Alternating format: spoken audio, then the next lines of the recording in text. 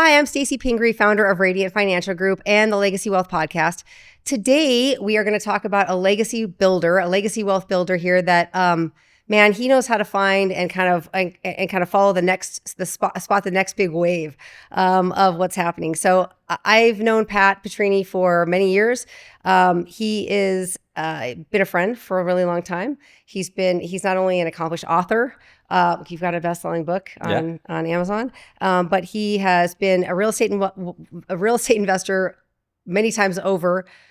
Then sold all that, then done it all again, then try. So anyway, he puts a different spin on wealth and legacy leave behind because he really thinks outside the box. And I'm going to open with that and turn it over to him so he can just say a little bit about himself. Awesome. Well, I'm super excited to be here. It's great to sit down and chat with you. And yeah, we've it's been what 15. We met in 2005, and we've done business together. And my wife and we learned real estate from you and Jason. Really, yeah. That's how we got started in it.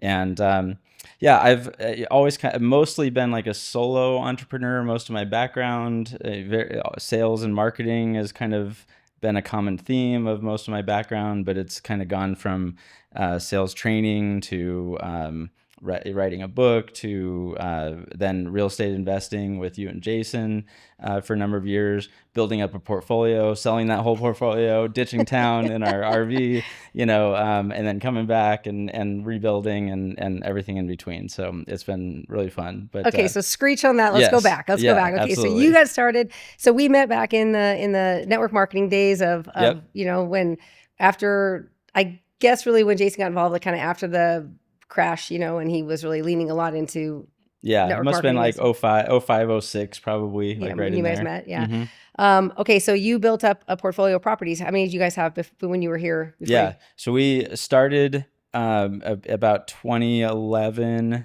ish, and then and we were flipping, and then like trying to keep the best ones. We were flipping as many as we could, trying to keep the best ones as rentals, and we had 9 rentals that at our peak, and then we were gradually, as like the flipping business was slowing down, we'd kind of peel one off to just kind of, and then come 2018, we had done about 100 flips in that time, had kept about 9 rentals. And then it was at about 2019 where, there weren't short sales anymore. There weren't, that. So we were kind of at a point where we either need to refigure out what we wanted to do from a business standpoint. But we also were kind of itching. My wife and I, as you know, have always been somewhat nomadic, yeah, and we were kind of itching for a next adventure, and we had our 2 young boys at that time, and we were kind of just like let's sell it all and have a little adventure. So we took our family on the road and for 2.5 years. Yeah. Airstream. Bought an Airstream, traveled around in style, but, and had an amazing 2.5 years on the road together. We thought you were nuts, but we supported every bit of it. Yeah. Yeah. So that took you to, I know, Indiana, and then, some time there, because it's close to Emily's family, and I know, so you've been back. I would just like to say that, Pat, you've been an incredible component to the growth and the growth at PPG's property management. And I think I would love to hear more. What you've been really good at is kind of identifying how to streamline processes, how to look to put automation in place where it makes the most sense. So tell me about like this next chapter, because I know we could get into like all that, but tell me about where you're at right now with that business. Yeah. So it was about a year.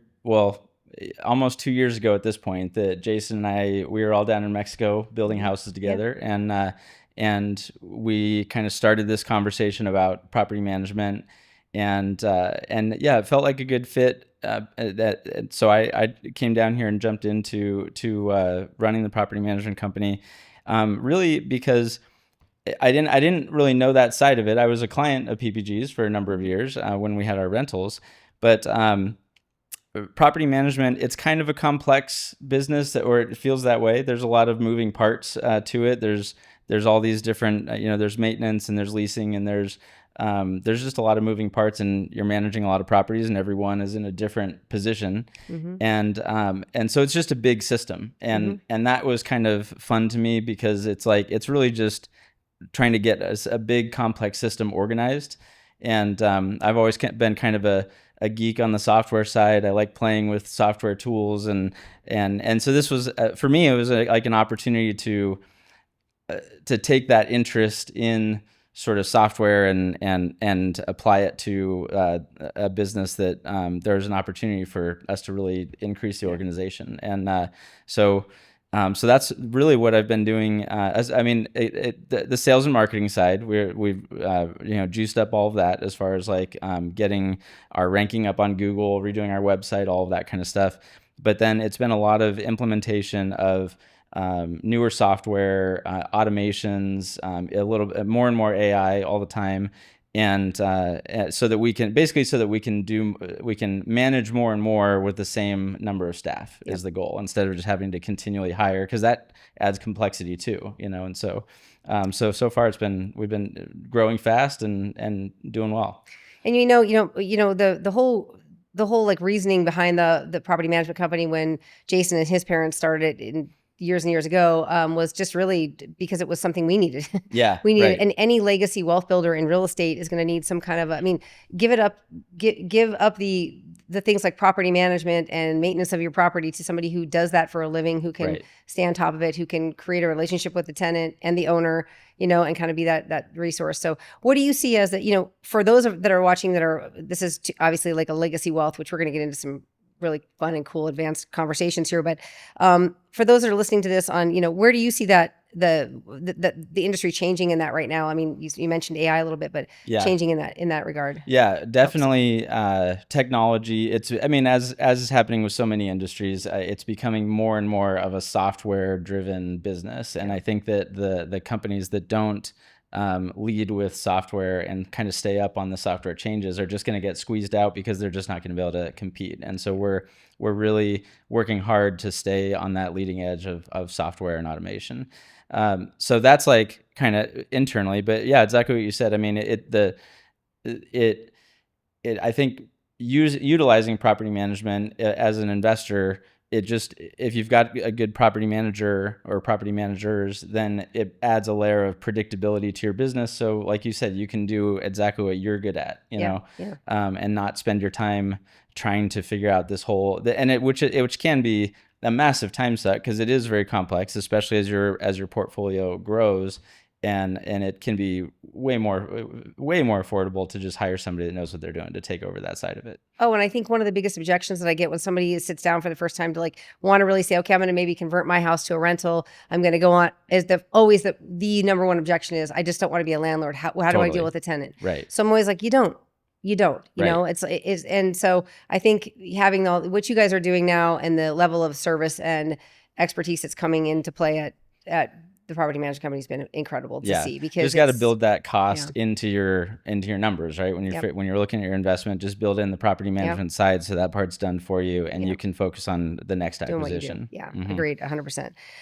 Okay, so you did a really interesting thing. You sold all your real estate, Yeah. And this is like the heart of what I want to get to. Yes. You sold all your real estate.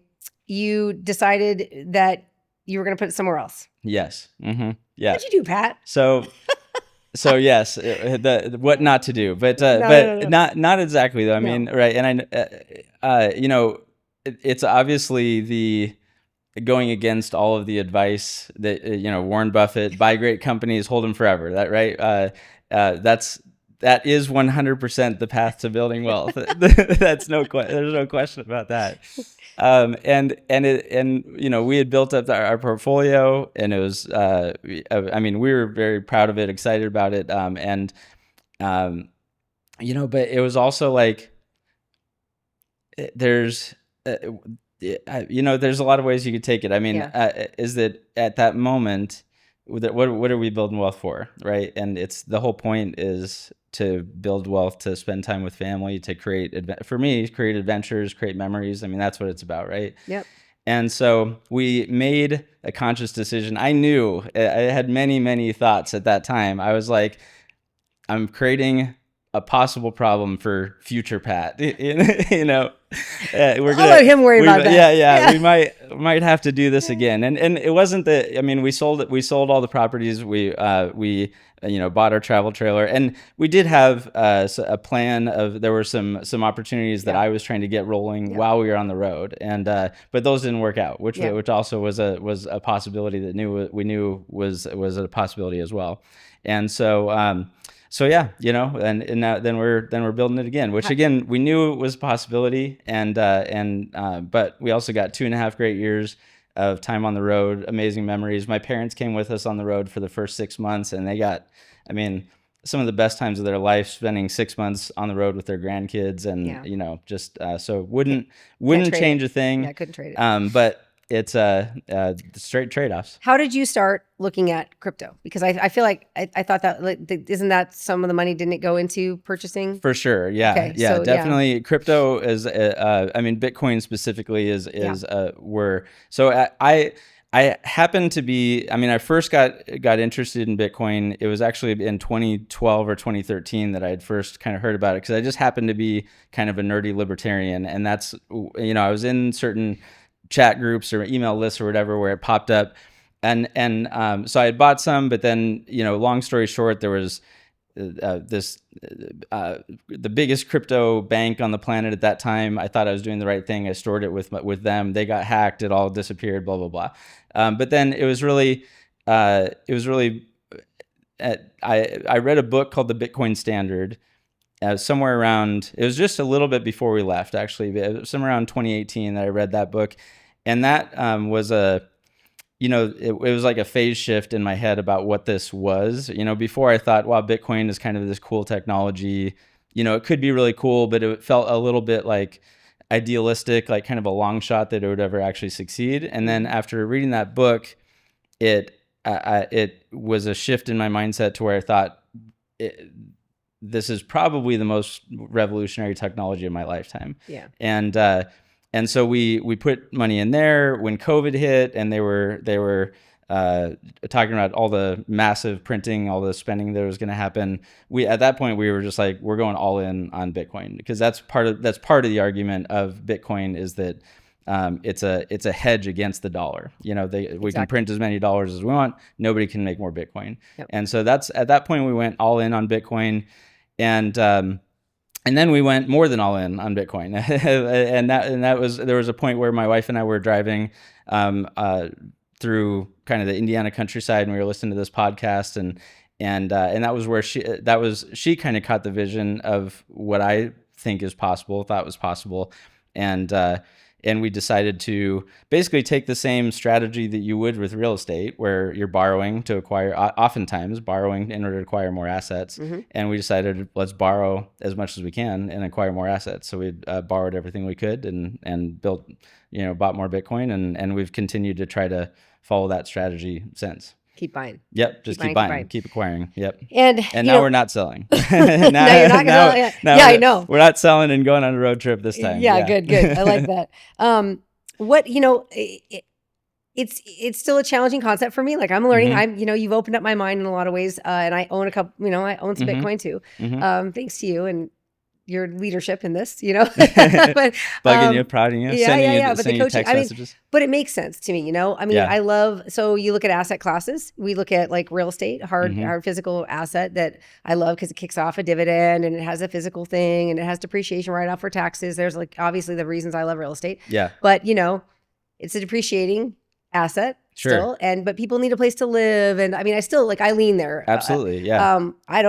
I don't trust the dollar, because I have to trust the government, trust the dollar, right? It's a whole thing. So I don't really trust the dollar and it continuing to keep up with the rate of inflation, the devaluing because of printing money. all those things. So it makes I get it, how do you see it impacting, so knowing, and then gold, well, there's gold, but it's not really you're not really able to trade gold either. They talk about, well, we don't know how to exchange crypto yet. Well, kind of do. It's starting to happen now. And so I love your thoughts on the evolution here. Where do you see it happening for us to be able to make this more accessible, more tradable or exchangeable, or more of a currency?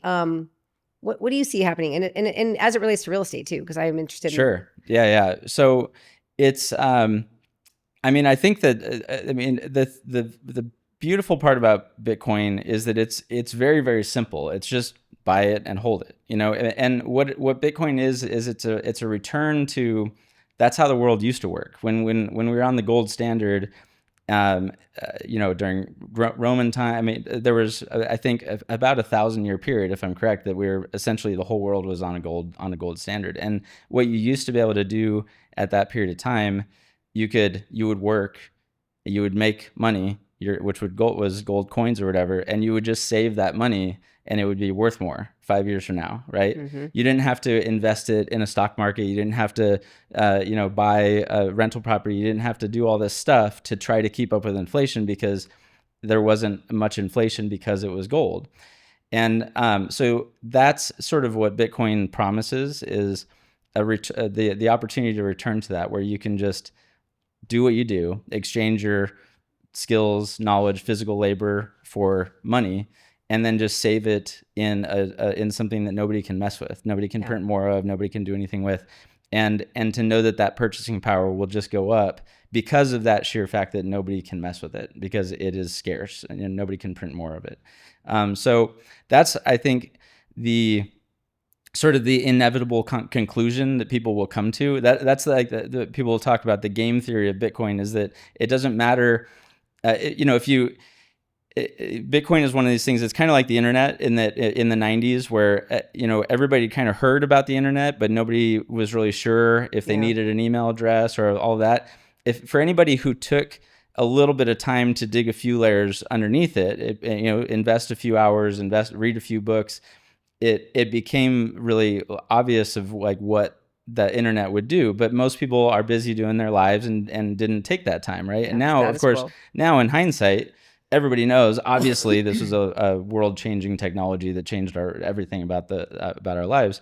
And Bitcoin is really one of those technologies, and probably more so than the internet when you dig a few layers underneath it. But it doesn't matter if people understand it, because they're going to get sucked in by the game theory of it. With the game theory is just simply that as more and more people realize that you can just simply save your money there and it goes up, then that becomes the obvious thing to do for at least a portion of your portfolio, Right. And right now, people, that argument still sounds like kind of pie in the sky. Like, well, what do you mean it always goes up? But eventually that will just sort of be, I believe that'll just be like kind of obvious, and people can have a better understanding of what money is and the problems with printing and everything. Yeah. So it just sucks people into it. I mean, yeah, and I think the biggest deterrent probably for most people is like its volatility. Sure, right now. Absolutely, yeah. Sticking it out to the point of where, when is it happening? Yeah. Eventually it won't be as volatile, and that's because as more capital flows in, now we've got all the ETFs and we're now like in the late 90s internet, where all the big companies, the Microsofts and some of the hedge funds and everything, they get it, and they're going in. But most, 95% of the population still doesn't get it. And so they're all going in on it. And as more and more capital goes in, the whole thing gets more and more stable. And fast forward, whatever it is, 5 or 10 years, it'll likely be very, very stable. You'll be able to still buy it. It'll still go up as much. You won't probably experience the same gains that we're getting now, and that's just kind of the risk reward. If people are getting in now, just like if you got in 10 years ago, absolute wild roller coaster rides. But if you just buy it and hold it, doesn't matter. Over time, you just let it go up. Yeah. Is it being used? Are you seeing case studies right now where it's being used with real estate? I know that I've even heard it from some of our big secondary wholesale or wholesale lenders. United Wholesale, even Matt Ishbia talks about an era of being able to buy used Bitcoin. I mean, Fannie and Freddie, I think, are talking about it. So what are you seeing? Really, really cool stuff happening there. And we're just at the very, very beginning of that kind of innovation. So Fannie and Freddie just announced that they're going to start counting it as collateral for when you're qualifying for a loan. But beyond that, we're seeing lenders and this is, of course, small percentage of lenders, but I do think that this will be more common, actually using it as collateral, to where I've seen things where a lender is saying, well, you can give you a loan, but if you will bump your loan the total principal balance of the loan up by, say, 5%, and we're going to use that extra percent, that extra 5% to buy Bitcoin. And that's just going to be our part of our security on the loan. Then now the lender can actually give you a lower interest rate, to where your payment is actually equal to or less than without that Bitcoin security in there. It's like a hedge. And so it's a hedge. And now that Bitcoin belongs to the lender. But now when the lender projects out their returns, when you factor in that Bitcoin's making, averaging 40% a year, then it 10x's the returns for the lenders, and it gives them a far more secure loan with a pretty small additional risk on everybody's part. Yeah. So things like that, I think we're going to see a lot more kind of creative solutions like that of combining Bitcoin and real estate. Yeah, I mean, what do you think investors? I mean, as far as investing using, I mean, what are you doing with your money right now? I'm only doing Bitcoin. I'm all in. Like I said, I'm more than all in. And I love real estate as well, obviously too. But with and real estate is a more it's a more developed, sophisticated asset. It's been around for a long time, right? So what real estate has is you have tax benefits. Yeah. You have a developed leverage system. It's easy to get loans. All of that is all developed. All that is like in the making right now for Bitcoin. Yeah. And but yeah, I'm all in on Bitcoin. I just like the simplicity of it. Like it's just make money, save money. I personally believe that we're going to see. $1 million Bitcoin is not going to be like that far out. I think we're probably a few years out from that, and $10 million Bitcoin is in the future too. It doesn't stop because nobody can make more of it, and they're going to keep on. It's not like we're going to stop printing dollars, So it's really just a matter of time until we hit those numbers, in my opinion. Wow. I mean, it's a lot, right? It's a lot to think about because it feels so not mainstream right now, whereas everybody has a house. And here's the thing that my big question, I guess, and say in the form of a comment and a question together. But, I see housing as mainstream in the sense of two ways. One, it's mainstream because it's, like you said, it's been around, it's got an established, system, to be able to acquire it and be able to manage, we're talking about management, everything. And then you've got this other idea too, that like, everybody can become wealthy by starting with a house. Start with your house. Totally. Let that be your foundation of wealth building. Right. But in a way, crypto kind of has a similar. If you were today just to feed off, $25 a week, $100 a week, and just be purchasing crypto. I mean, what your thought process here is? I'm thinking of like getting started. How does it become mainstream? It becomes mainstream if you just start. Right? Yeah, okay. Exactly. Yeah, $20, dollar cost average, right? That's the best way to get into it. Take $20 out of every paycheck, $100 out of every paycheck, and just buy a little bit, whatever somebody can afford to buy. And so far the returns on that strategy have been absolutely amazing, right? And that's also part of. I mean, everybody has a different scenario. My wife and I, when we went all in on Bitcoin, we went all in, but we're not talking about massive numbers that we were going all in on. But we're also at a time with Bitcoin where it's so early on still, in my opinion, that the returns are very, very high. There's not a lot of other assets where you can feel like you can pretty much count on a 40% annual return that's going to, keep going. Like those are pretty big numbers, but it comes with, you have to have a higher risk profile or, be comfortable with the volatility and all that kind of stuff. But yeah, bottom line, I mean, whether it's Bitcoin or real estate, it's like, well, first just get started. In Bitcoin, they talk about getting from 0 to 1, just get off of 0, right? Same thing with real estate. Buy your own house, get that going, and then if you want a rich dad, poor dad it, pull money out of that, buy the second one, pull money out of that, or pull money out of that, buy some Bitcoin, borrow against the Bitcoin, buy another house, borrow against that one, buy some Bitcoin. Can you borrow against the Bitcoin right now? Yeah, you can. Okay, so that is all just popping up. And so now rates are still a little bit high. Mostly you're borrowing at 10 or 12%. Like private lending. It's basically private lending rates, but it's certainly a lot of people believe that we're going to see Bitcoin. The thesis is that Bitcoin will essentially become the asset that backs most of the financial industry. It'll be sort of the base asset. And And so Yeah. once that's the case, if it really becomes that, then the lending will become very sophisticated around it, and it'll be a lot more like borrowing against real estate, where you'll have rates a lot closer to real estate. Yeah, I mean, I can only imagine it's got to evolve to a point where that's your fixed asset that is, constantly appreciating, and Yeah. you can create, leverage it. Yeah. Yeah.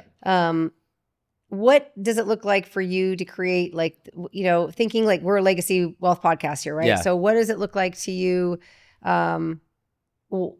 Well, two questions. I'm going to do two. Can you talk about these? One is, yes, you have a high risk threshold. I feel like you have a high risk threshold, Yeah. but like it's totally your comfort zone. Yeah. I mean, you just operate, you live in that zone. Right. So, I mean, I think it's interesting to hear like why you're not scared of this stuff. So just talk about that. Number one. Number two, well, you do a lot of research. So I mean, maybe it's not as risky as I think it is, but two, what does it leave? What does it look like for you on legacy wealth? Like to leave, what does this leave behind? Yeah. Look like for you? What is the legacy that you see here with what you're building now? Yeah, totally. So risk wise, it's, I mean, part of it is like there, it is, we sold everything. We hit the road. Before that, 2008, I had a couple properties before that. We, like so many stories around that same time, 2006, 2007, we lost everything. We lost more than everything at that time. We foreclosed on a couple properties. Like we started over then. So, I certainly don't want to start over again, but it's also not the end of the world, and there's some element of like, adventure that is fun. We're all, as far as we know, we get one shot around on this thing, so we'll see. But yeah, I think though the most important thing I'm not just at the craps table going on red, right? And I've certainly done a lot of research that's given me a super high level of confidence, and that's where I think people need to start. Is like the book I mentioned, Bitcoin Standard, is absolutely if you want to just feel like you've done your research on Bitcoin, it's the single best book you can read to try to understand it. It's also the single best economics lesson that I've ever gotten in one single book. It's a really, really phenomenal book. So I actually feel like I'm taking the safest bet. Yeah. I feel like it's the safest asset I can possibly invest in. I love that you said. That's what I was kind of leading you to that. Yeah. And then from a legacy standpoint, I certainly, my goal is, and what I believe we've kind of built, if we just hang on to what we've got, and we want to continue to add to our stack, they call it the Bitcoin stack. Mm-hmm. But if you put it into perspective, so there's only ever going to be 21 million Bitcoin. There's something like 45 million millionaires on the planet right now. That's counting billionaires and everything else. So if every millionaire tomorrow woke up and said that they wanted to have Bitcoin as part of their portfolio, there's not enough for all of them to own even one. So literally owning one single Bitcoin, if you jump to that world where what if every millionaire does want it as part of their portfolio, which I think we'll be at, 10 years from now, then what price is that if you can't acquire a whole one? Is it $1 million? Is it 10 million? Who knows, right? But it's definitely pretty high. It becomes a very scarce, desirable asset. Yeah. So I do believe that by literally owning one Bitcoin, even whatever you can get, I mean, owning 0.1 Bitcoin is going to be life-changing wealth for a lot of people. And so certainly my goal is to hold on to what we've built, continue to acquire, and I do want it to be generational wealth for my kids, to where we can just continue to leverage against it. Yeah. That's the strategy that you often hear is buy, borrow, die, right? Yeah. Buy assets, borrow against them, die with the debt, and that sounds pretty good to me. So many of the guests have sat in these seats with me. They talk about that too. It's like you're acquiring so that you can get to a point where you can leverage what you've got and not necessarily ever sell it. Yeah. You're not paying taxes on the loan when you pull it out. You're not selling, so you don't have a capital gain. You don't have that. Yeah. Borrow against it to buy other assets, buy businesses, whatever, do what you're doing, but use it as a hopefully ideally never sell, just borrow against it, let borrow at a slower rate than the asset continues to appreciate. Yeah. I mean, what's your advice to somebody just getting, I mean, so I have a couple of links that I'm going to add to the podcast, but what do you leave for anybody that's just like maybe on the fence about this, or is like, oh, I'm just way too, no, it's just too, I know even, well, we have friends that we work out with in the morning that are still like, I'm just never, what are you guys talking about? So, I mean, what do you feel? I think just educate yourself. Like that's where you got to start. Like it really, the best analogy really is that it's the internet in 1990s, and we all have an opportunity right now to own a piece of, if you could go back and buy a chunk of the internet in the 1990s, it would be a no-brainer to do, right? Yeah, I mean, you couldn't just own a piece of it. You could own companies or whatever, but this is Cuban is a good example. I mean, he just started in the whatever. I mean, he started with a dial-up. Wasn't it like a modem or a? I don't know. It's like a. But he was there for sure, early on. Absolutely, and so anybody has a chance to own a piece of this technology. But the only thing is that people don't understand the technology yet. It's not so. So that's my biggest thing, is just encouraging people to like read a book, watch a couple of the videos that you'll post on here. That just like take a few hours to feel that you've at least tried to understand it.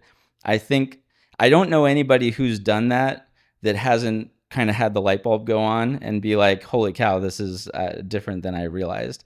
But at least do that so that you know that you made a choice, instead of that being left behind. You were just in the 90s and the internet just happened and you were just watched it happen, and now you got an email address and or whatever, right? So big question, Pat. When is property management going to start paying out the rents in Bitcoin? Yeah. As soon as I can possibly make that happen. Trust me. The owners want to know. So totally. We've already tried to explore accepting rents and payments in crypto, not necessarily Bitcoin, but like some of the stable coins make it a little bit easier. I do think that that's going to be happening very, very soon. Yeah. Because there's some huge advantages to accepting crypto that we don't have to wait for funds to settle. We know that once somebody's paid us, it's paid. And yeah, I would love to be paying out payments in Bitcoin as soon as possible to our owners. Like, absolutely. We'll be. I can promise you this. We'll be one of the first property management companies to start doing it, because as soon as it actually makes sense, we're going to be doing it. Yeah, I love it. Well, that's great. That's a great note to end on. I want to thank you so much, because I think this is like super innovative.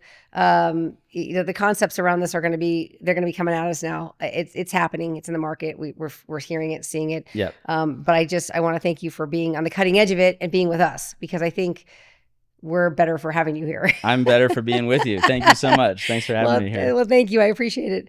And for those of you that want to know more about this, well, a couple things. First of all, like I said, Pat's a wild ride. So for those of you that want to see Pat's book, we're going to put all this stuff in the links below. But he has a great coaching book on. I didn't actually go ahead, because I do think that's a really cool book. Sure, yeah, I'll give you that link. It's The Miracle Morning for Network Marketing, and wrote that towards the tail end of like my kind of network marketing portion of my career. But it's really about just sales. It's about sales. A good friend of mine wrote the book, The Miracle Morning, and then he turned it into a book series, and I had the opportunity to write the one for network marketing. And it's awesome. It's just core fundamental sales, how to prospect, how to present, how to follow up, like all the stuff that I've learned in my career. Yeah, I love that. I love that. So we'll put that link in there, and it's valuable to everybody that's in sales anywhere, really. And then also all the links for property management, because if you are interested as an investor right now and you're not working with a property management company, Pat is a great resource there. And then, of course, these links to some of the videos he mentioned, because I've gotten a great education by just digging in a little bit myself. So more to come on Bitcoin and wealth in real estate. Yes. All right. Thank you so much for being here. Thank you.